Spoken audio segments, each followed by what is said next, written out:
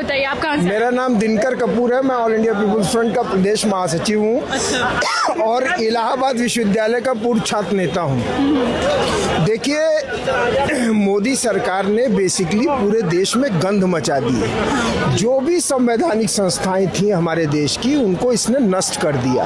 अगर आप इस पर्टिकुलर मामले को देखें, नीट का, नीट को आपने एनटीए जैसी जो सोसाइटी एक्ट में रजिस्टर्ड संस्था है, आपने उसको एग्जाम कराने के लिए दे दिया। और जो संवैधानिक संस्थाएं बाय पार्लियामेंट बनी थी, सीबीएसई, आईटीआई जैसी संस्थाएं जो जेई का एग्जाम कराती थी, मेडिकल का एग्जाम कराती थी, उनको आपने किनारे लगा दिया। सीबीएसई का ओएसएम प्रणाली का आपने जो पेपर है, उसकी जांच एक ऐसी कंपनी को दे दी जो खुद आंध्र प्रदेश में ब्लैक लिस्टेड हो गई थी। तो पूरे देश को इन लोगों ने चंद कारपोरेट घरानों के हवाले कर दिया। हिंदू मुस्लिम बाइनरी में बहस चलाते रहे और हमारी जेब काटते रहे, हमारा देश बिक गया।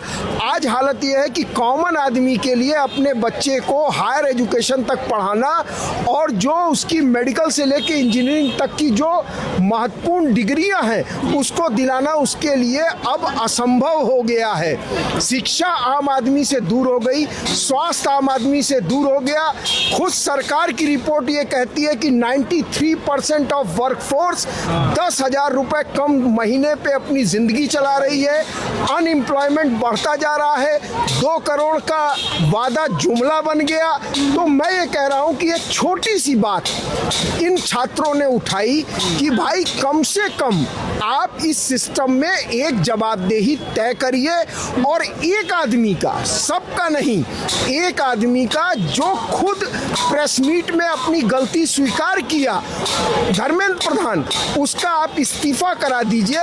ये न्यूनतम बात भी नहीं सुनी गई और इसको बात उठाने पर सोनम वांगचुक जैसे लोगों को जबरन उठा लिया गया।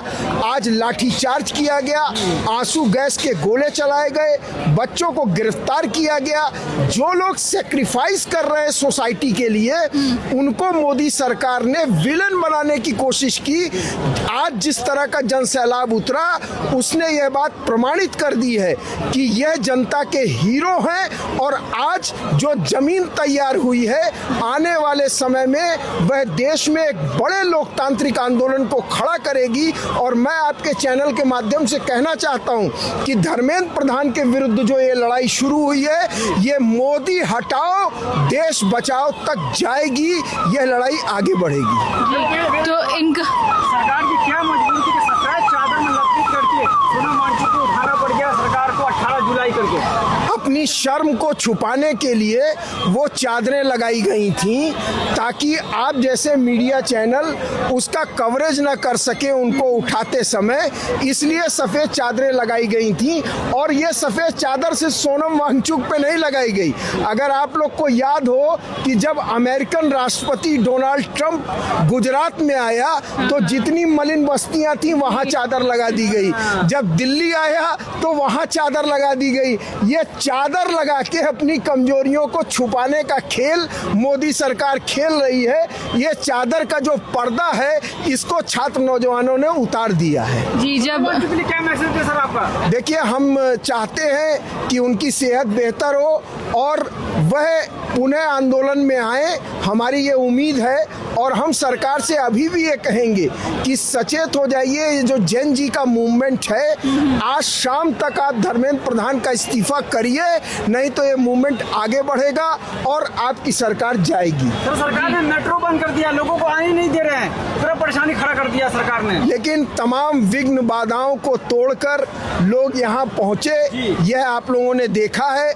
बारिश में भी लोग हंसते गाते नारे लगाते हुए झूमते हुए इस आंदोलन में शामिल हैं। मोदी सरकार को अब तो शर्म आनी चाहिए। जी।